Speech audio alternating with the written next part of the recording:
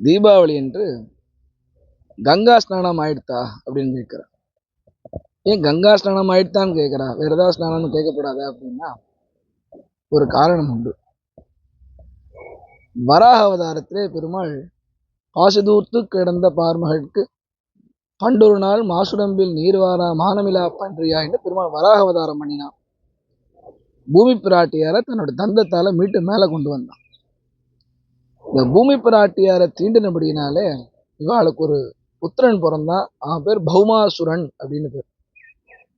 பின்னாளிலே அவன் தான் நரகாசுரன் என்று பெயரோடு விளங்கினான். இந்த வராக அவதாரம் முடிஞ்சு கிருஷ்ணாவதாரத்துல ஸ்ரீ கிருஷ்ண பரமாத்மாவுக்கு இந்த நரகாசுரன் என்பவன் பலவிதமான கெடுதல்கள் செய்கிறான் என்றும், இந்திரன், அதிதி, கஷ்யப பிரஜாபதி, குபேரன் இவாள் போன்றவர்கள்லாம் தொந்தரவு செய்து அவர்களுடைய எல்லா விதமான சொத்துக்களையும் பறிமுதல் செய்து தான் வைத்து கொண்டிருக்கிறான் என்றும், 12,000 பெண்களை அவன் கவர்ந்து சென்று அவர்களை துன்புறுத்துகிறான் என்றும் கிருஷ்ண பரமாத்மாவுக்கு ஒரு செய்தி வந்தது. அந்த நரகாசுரனை வதம் செய்வதற்காக கிருஷ்ண பரமாத்மா கிளம்புறார்.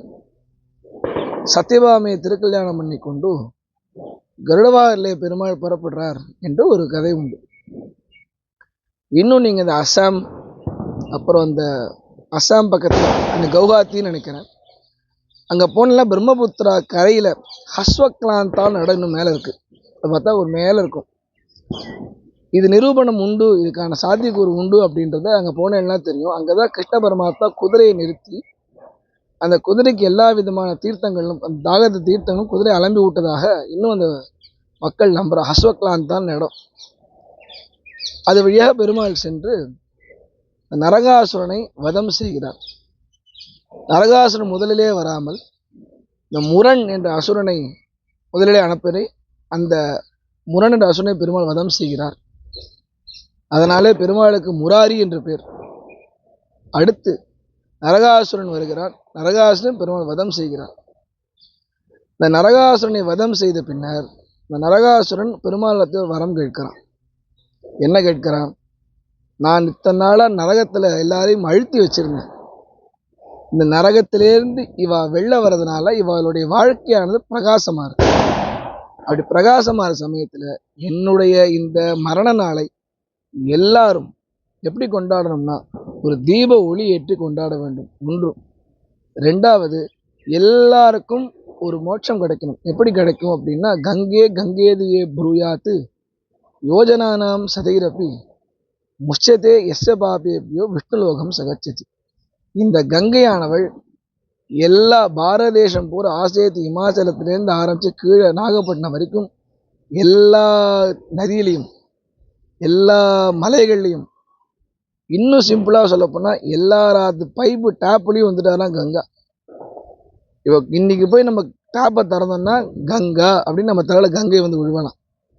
அதுபோல எல்லாருக்கும் கங்கையே பிரவகிச்சு எல்லாருக்கும் புனிதமாக வேண்டும் என்று அவனை பிரார்த்தித்தான். அதனால தான் இன்றைக்கும் இந்த தீபாவளி என்று கங்கா ஸ்நானம் ஆயிடுத்தா அப்படின்னு கேட்கிறான். ரெண்டாவது, பொதுவாக எண்ணெய் தேய்ச்சி குளிக்கிறது அப்படின்றது ஒரு பாபத்தை கழிக்கிறதுக்கான ஒரு வழி. நம்ம உடம்புல உள்ள சூடு போகிறது அப்படின்னு சொல்லுவா.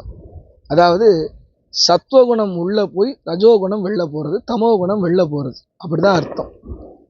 அப்போ பொதுவாக இந்த பிரம்ம முகூர்த்த காலத்திலையும் சரி, இந்த காலத்தில் 8 மணிக்குள்ள எண்ணெய் தேய்ச்சி குளிச்சா பாவம்னு சாஸ்திரம் சொல்றது. ஆனால் இன்றைக்கு ஒரு நாள் மட்டும் பார்த்தீங்கன்னா பிரம்ம முகூர்த்தத்தில் எழுந்து நல்லா எண்ணெய் தேய்ச்சி குளிச்சு அந்த பாவத்தை நரகாசுரன் சொல்லி நமக்கு வேண்டினாலேயே நம்ம பாவம் போகணும்னு அந்த பாவத்தை கழிக்கிறோம் நம்ம.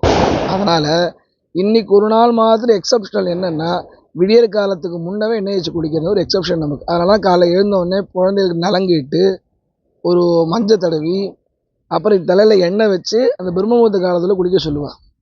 இன்னைக்கு ஒரு நாள் மட்டும் அது எக்ஸப்ஷனல். ஏன்னா நரகாசுரன் நமக்காக வேண்டினா என்னன்னா, என்னுடைய மரண நாளை எல்லாரும் நல்லபடியாக கொண்டாடட்டும் அப்படின்றதுனால தீப ஒளி ஏற்றி வச்சு கொண்டாடுவது என்பது. அடுத்தது அதிலிருந்து வரக்கூடியது என்ன?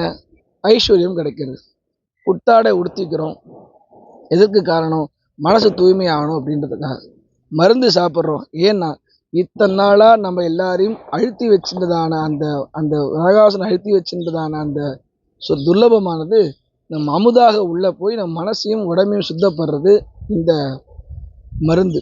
அடுத்து வெடிக்கிறா. எதுக்கு வெடிக்கிறான்னா நம்ம மனசில் உள்ள பாவங்கள் எல்லாம் வெடித்து சிதறதான், அதுக்காக வெடிகளாக வெடிக்கிறான். இப்படி இந்த நரகாசுரன் வேண்டிண்டு இந்த யாசேத் இமாச்சலத்துலேருந்து ஆரம்பித்து நாகப்பட்டினம் வரைக்கும் எல்லாராலையும் கங்கை பிரவகிக்கிறா. அடுத்து தீபத்தை ஏற்றி வைக்கிறான ஐஸ்வர்யம் வருது, புத்தாடை உடுத்துறதுனால மனசு குளிர்றது, அடுத்தது இந்த பட்டாசு வெடிக்கிறதுனால பாவங்கள் நீங்கிறது அப்படின்றது இந்த 2 விதமாகவும் பார்க்குறோம். ஒன்று ஸ்ரீபாஞ்சர ஆகமத்தில் இப்படி சொல்லியிருக்கு. அடுத்தது பாகவத மகாபாரத புராணங்களில் நரகாசுரனை கொண்டதுனால பெருமாள் இப்பேற்பட்ட ஒரு சுகிருதம் நமக்கு தரார் அப்படின்றது தெரியுது. ஆக எது எப்படியா இருக்கட்டும், நமக்கோட பாவங்கள் தீர்றது 1, 2வது ஆற்றுல ஐஸ்வர்யம் வளர்றது 2, 3வது விஷ்ணுலோகம் சகச்சதி. கங்கையில் குளிக்கிறதுனால இப்போ என்னால் கங்கை போக முடியுமா அப்படின்னா, நான் இங்கே எங்கேயோ இருக்கேன், கங்கை போக முடியுமா அப்படின்னா, அந்த கங்கைக்கு போய் குளிக்க முடியாதவா இன்னைக்கு ஒரு நாள் இந்த கங்கையில் குளிக்கிற மாதிரி எல்லாராத்து நீர்வழியிலும் கங்கை வரா அப்படின்றது ஒரு பிரமாணம். ஆக பெரியாழ்வார் பாசுரத்தினுடைய 10 பாசுரம் பாடினோம் அப்படின்னு சொன்னால் கங்கையில் குளித்த பலன் அப்படின்னு இன்னைக்கு பண்ணுறா. அதனால் இன்னைக்கு ஒரு நமக்கு சுகிருதம் என்ன அப்படின்னா, ரொம்ப அழகான ஒரு சுகிருதம். முதல்ல மோட்சம், அடுத்து ஐஸ்வர்யம், அடுத்து பாவம் நீங்கிறது. இப்படி எல்லாவற்றிலும் நமக்கு ஒரு அசுரனானவன் நமக்கு இத்தனை வேண்டின்னு கொடுத்துருக்கான். அதை பெருமாளோட அனுகிரகமாக ஏற்றுண்டு நாம் இவ்வாறு செய்து வருஷா வருஷம் இந்த கங்கை ஸ்நானம் என்று எங்கள் ஹாப்பி தீபாவளின்னு சொல்லி அப்புறம் சொல்லுங்க, அதில் கங்கா ஸ்நானம் ஆச்சான்னு கேட்டு பழகுங்க. எல்லாருக்கும் எல்லா பாவங்களும் தீரட்டும் என்று பெருமாளை பிரார்த்திக்கிறேன்.